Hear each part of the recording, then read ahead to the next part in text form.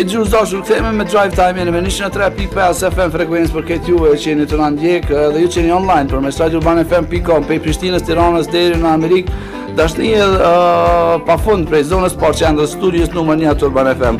Pra, siç edhe paramendova gjatë ditës djeshit, po edhe sot në studio kemi dhe gjus dashur më në fund, ekskluzive është për Drive Time, është fjala për zëvendës presidentin e Parlamentit Evropian dhe raportuesin për Kosovën. Përveç kësaj na është edhe një prej udhëheqësve të listës Partisë Gjelbërt në Parlamentin Evropian dhe jo vetëm, është Miss Ulrike Lunacek, or how do I call you? Ulrike or Miss Lunacek? That's fine, Ulrike. Ulrike, welcome to Drive Time and welcome to my show and welcome to Radio Urban FM. Thank you very much, Shuki, for inviting me to be here. Oh, Glad to talk to you. Yeah, it's a pleasure. Okay, so I think these days are quite intensive for you here. Yeah, you've been how many days for? That's true. I arrived Sunday noon, and I'm leaving tomorrow noon. And I've got about like from 8 in the morning until midnight meetings. Tell me about today. Tell me how was your day today? Okay. Well, the morning I had some very short breakfast at 8, and then at 8:15 I still had to check some emails from my office. And then at 8:15 I had a meeting with the Women's Caucus of the Assembly. Okay. And then I met with some of the opposition party leaders, and then I had my then I had a short video message for the COSIT conference on energy and renewables and things. Yes. And then I had my press conference, and then we went with the Austrian Development Agency to Sureca, and first of all to Kosovo to see some Austrian finance projects. So it's quite intensive, yeah? Yeah, but I just came back from Sureca from some organic egg farm who produces eggs, and from sheep farming, and from flower garden, all kinds of things. To sheep and back here they had a new lamb that was born today. It was so pretty, such a small one. Great. Making some, how we call it, a godmother or something. Did sort you name of, her?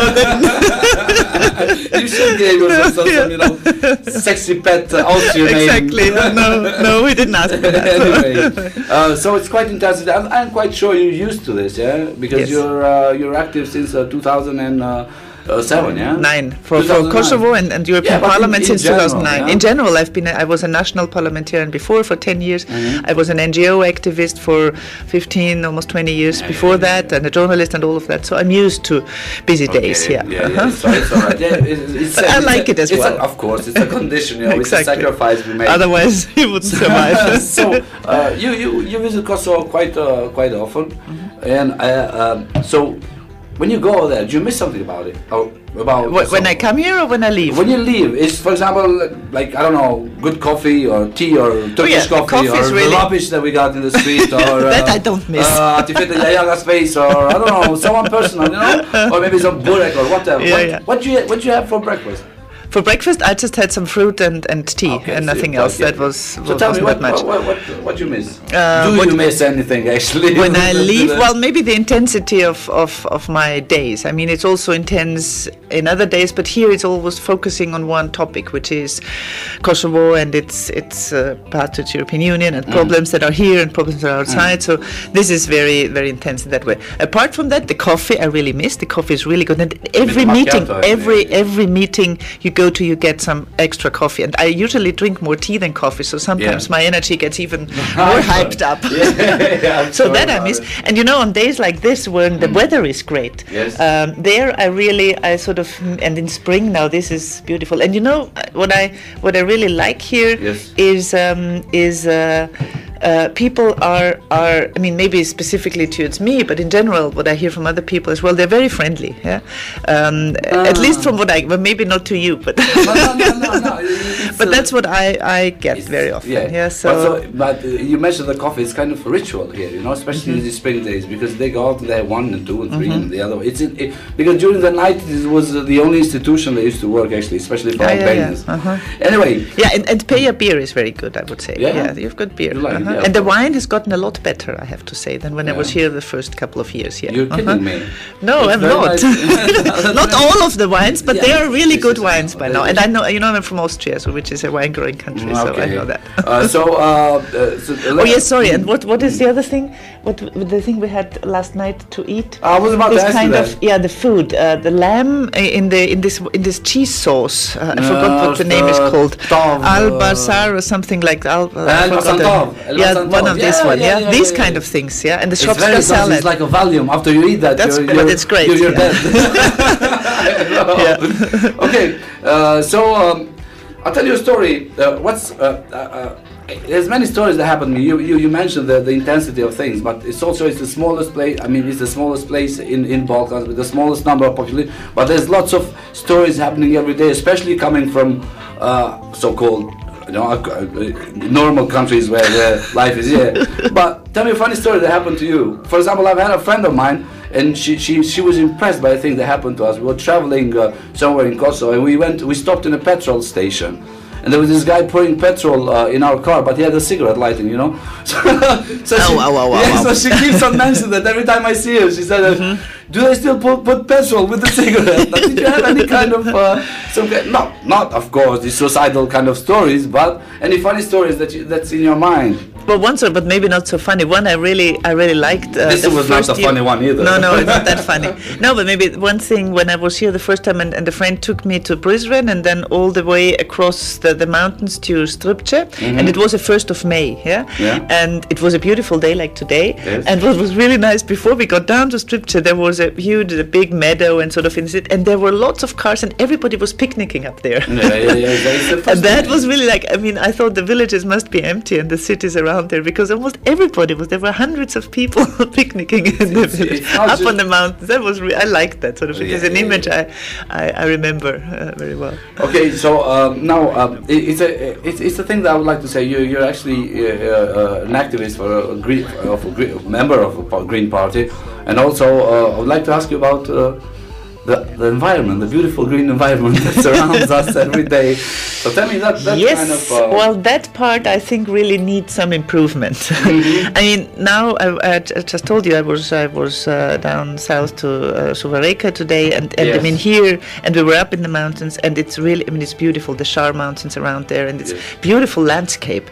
But when I see all the plastic bags in the meadows all around the place, or plastic bottles around, and no garbage or hardly any garbage collection, that really hurts. Yeah, and I think but it starts with. I mean, I think two things have to be done. One is that there is like a garbage collection scheme, but also that people learn, and you have to educate from kids on to adults, that you don't throw away some paper just in the streets, but you put it in some garbage bin.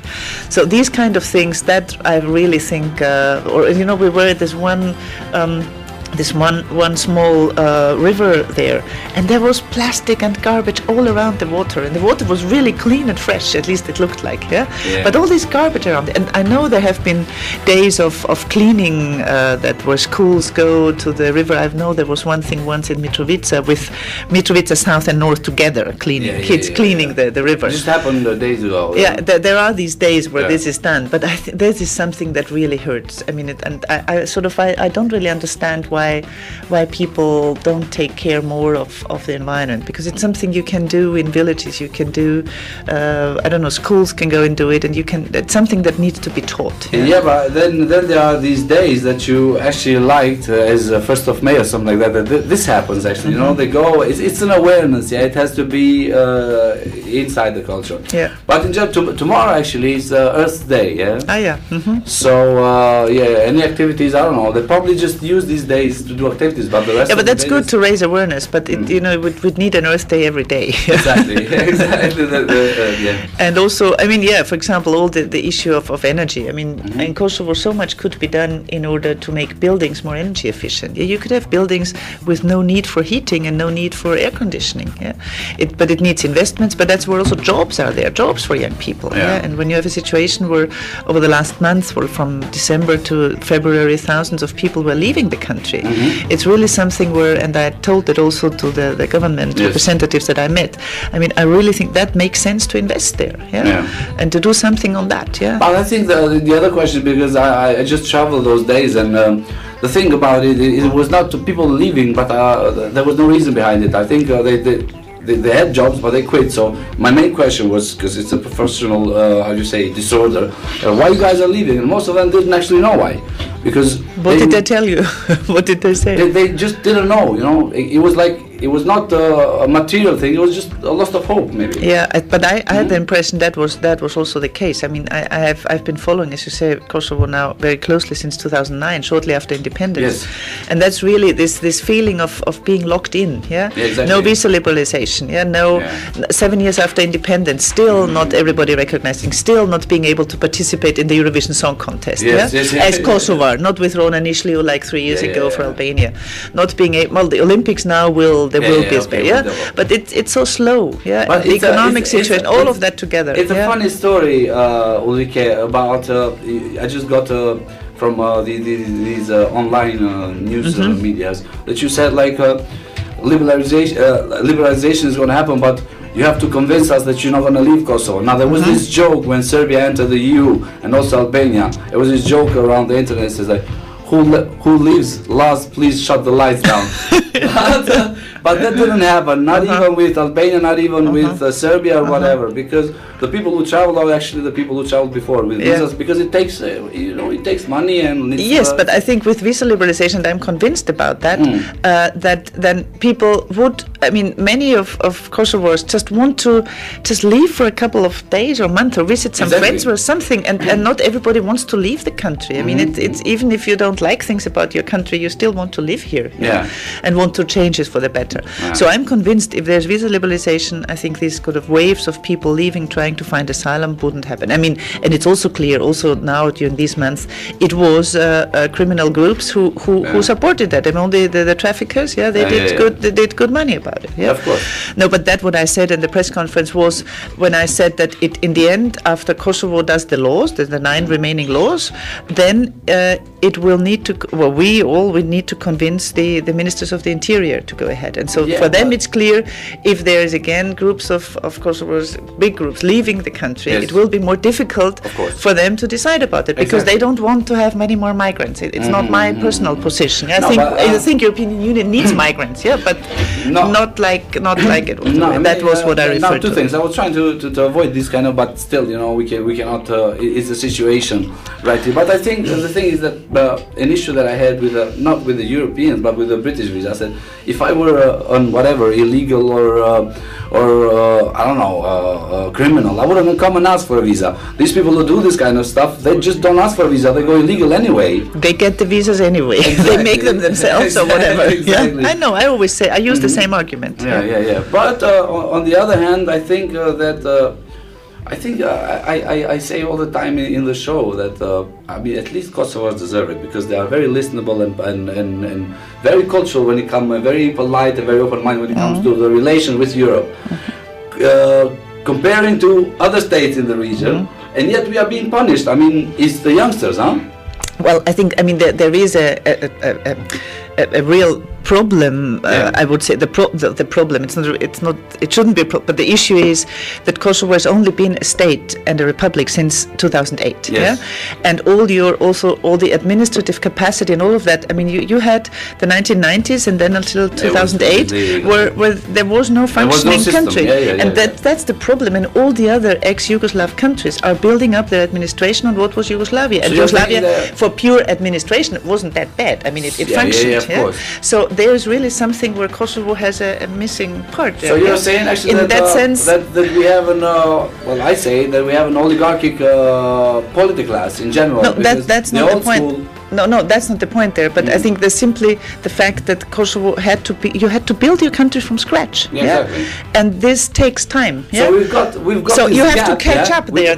We've got the gap. Yes. We had the old generation. They used to function in the Yugoslavian system. Then we have the 10-year or 15-year gap. Exactly. And now we have the youngsters, the new ones, which are actually the new ones, which are actually most of them are studied abroad or something like that. Yes, so we're waiting for that generation. But studying abroad is not the same as ruling a country. And And that, I mean, I know myself. I come from a party that was founded in the 1980s, yeah, and we had to learn from being protest party all the time to learn in those countries or regions where we are governing. That's a different thing, yeah.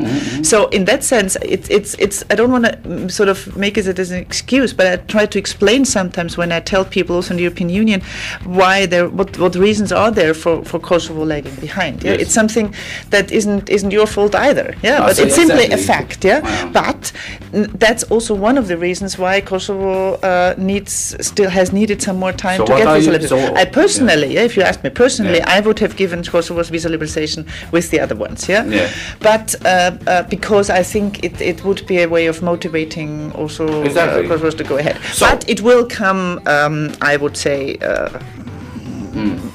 soon after. I would say, hopefully next year. Let's put it that way. Okay. Hoping that. So I've got I'm fine. I've got the visa for 2 years. So okay. Great. Now, but so you're not saying, but most of the European countries are saying that the biggest problem is corruption.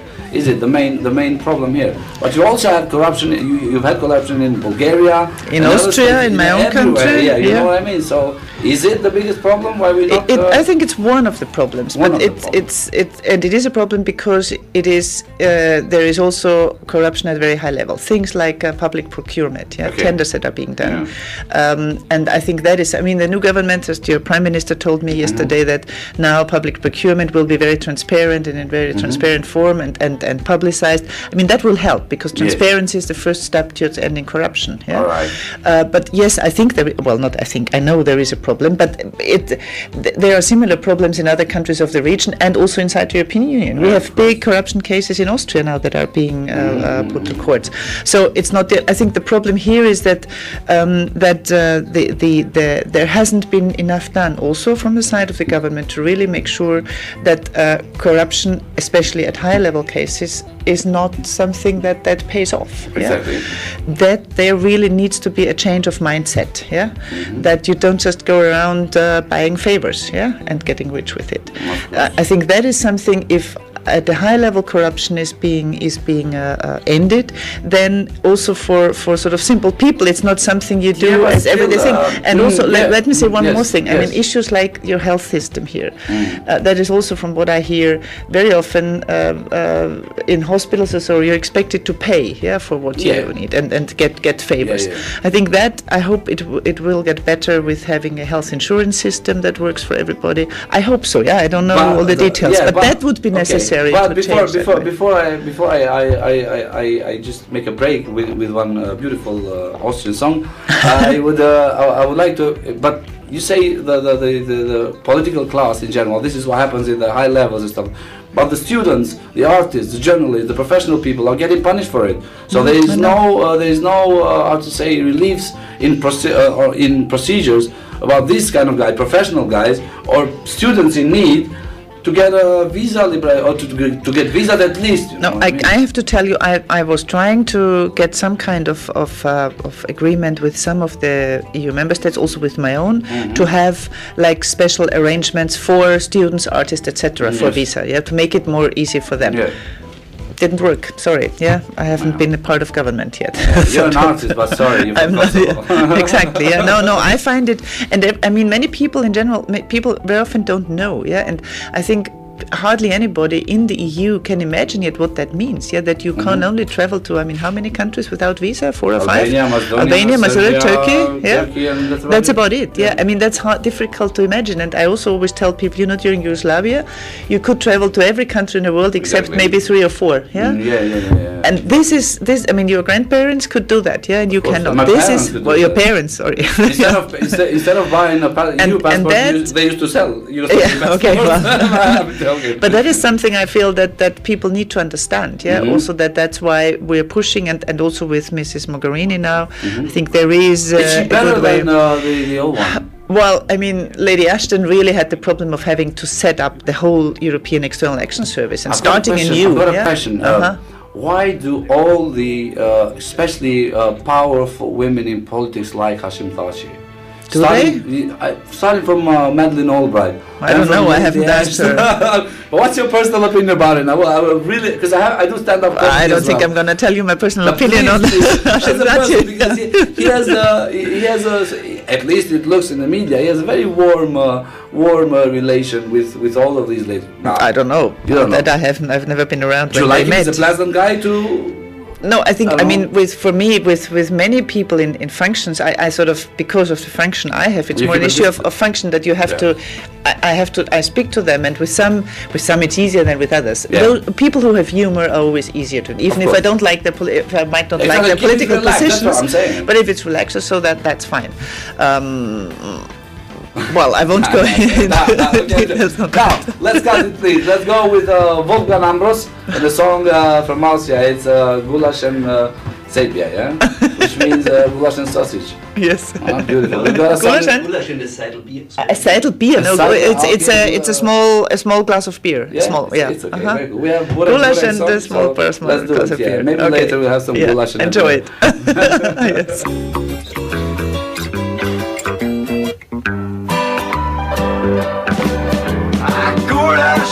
Oder Seilbier, das ist ein Lebenselixier bei mir. Das taugt mir und wir. Ich steh so wahnsinnig auf das, dass ich mir so den Kreislauf besser wohl. Jawohl. Ein Schmutzboot oder Vielwehr kann oft der letzte Rettung sein für mich. Sonst bin ich wenn uns der Körper doch verlangt, kann sein, dass man ansonsten erkrankt. Jawohl, jawohl. La la la la, la la la la la.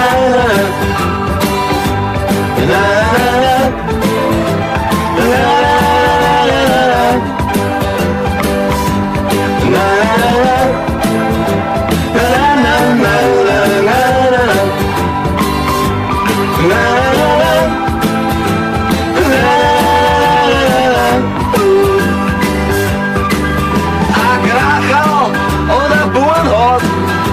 das hat mir oft schon viel gehabt auf die Nacht. War den Augen geraucht. Ich geb mir bitte sehr am Sand, eine Infusion beim Würstelstand, jawohl. Jawohl. Ein Gulasch und ein Seilbier, das ist ein Lebenselixier bei mir. Das taugt mir wir.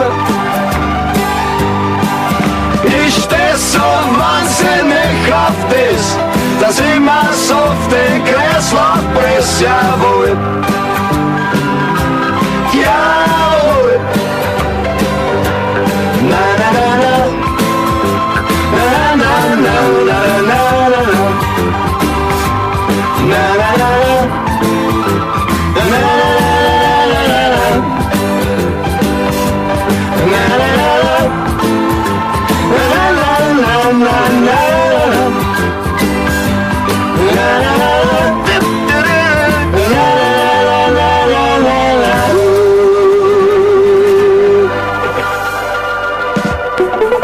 Ky emision ndalohet për fëmijë nën moshën 16 vjeçare dhe për njerëz pa sens humori.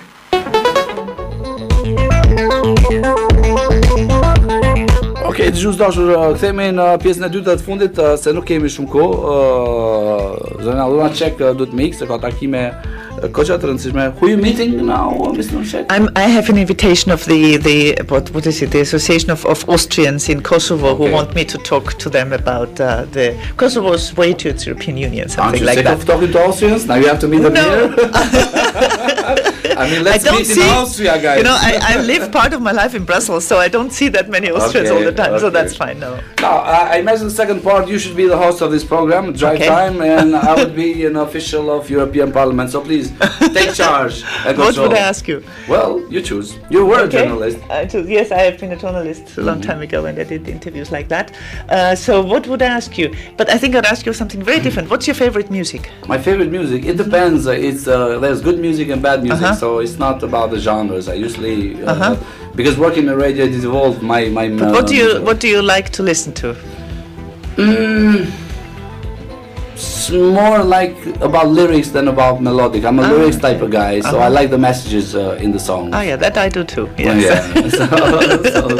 But that's a problem with me with Albanian. That I don't really understand it. Yeah. Okay. And then you said, well, if now I imagine you're a member of the European Parliament. Yes, please. So what do you like about Kosovo? Well, to tell you the truth, it's a very place for coffee. There's great coffee. People are very friendly. You know, I like it. There's good food. Sometimes I like this kind of So and it's very cheap. What do you not like? What I don't like? What I don't like is if you stay here a bit longer. You can feel the stress and the frustration and the aggressivity of people that is actually in the first look, or maybe if you come here for 2 or 3 or 1 week, it's not obvious. But then you see the frustration of people that are here, which is a result of the isolation and the ghettoism of this country, I think. Yeah. And what could be done against that? Well, first of all, I think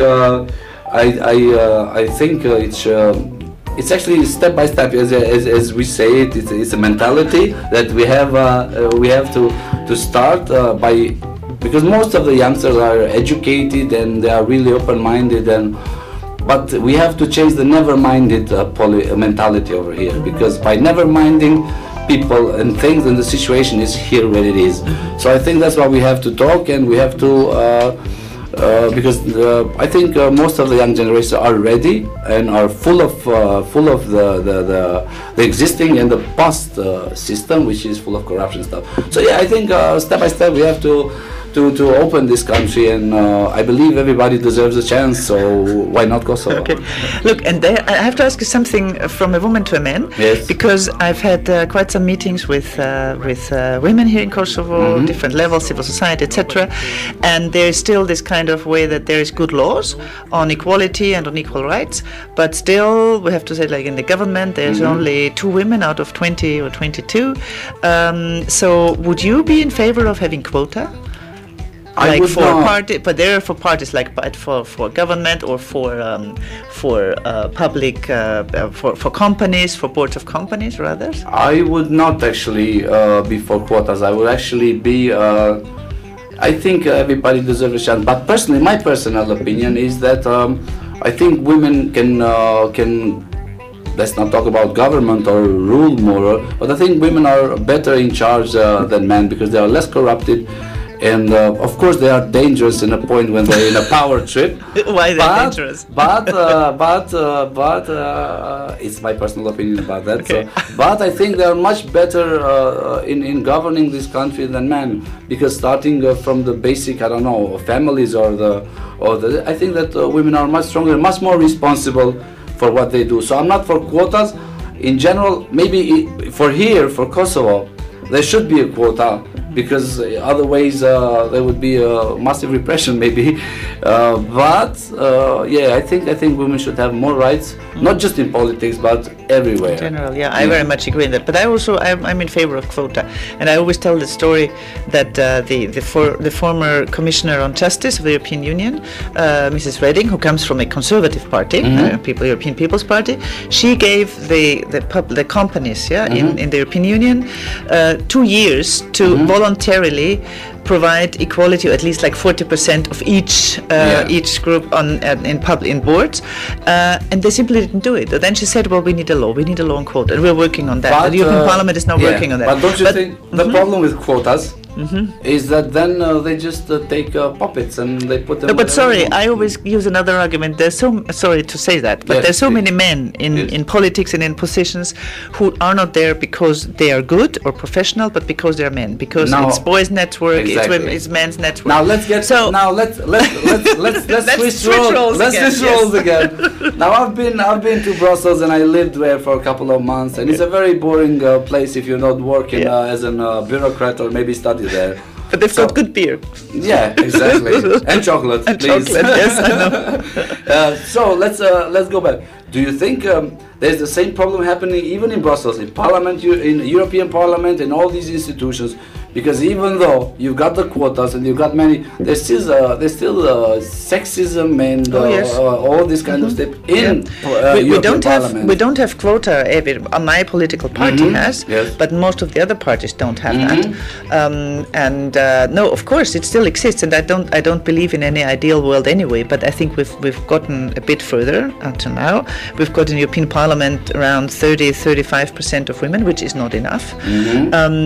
My political party, we have quota, so we usually fulfill them. But I personally think it doesn't work without. It's not the only solution. I mean, you need equal pay for equal work. You need the fight against domestic violence, against harassment, all of these kind of things. But no, for sure, I always tell that here as well. I mean, no country is perfect. Exactly. And if we forget, then my grandma, she used to raise me, and she lived in London. And I went to London. She went to Sweden. And while I was talking to her, I said, "Hi, Grandma, how's life in Sweden?" She said, "I don't like it." I said, "Why?" She said, "It looks like I'm dead and I went to heaven. Everything is perfect."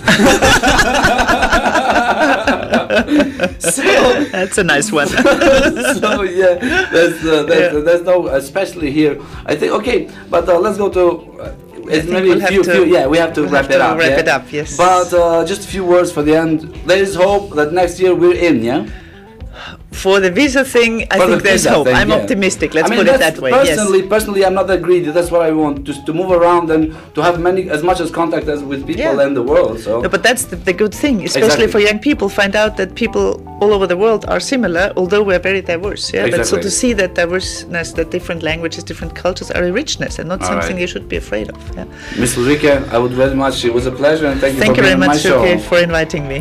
This is the last song I'll put up with. I wrap it up with Stereo MCs, and we belong in this world together.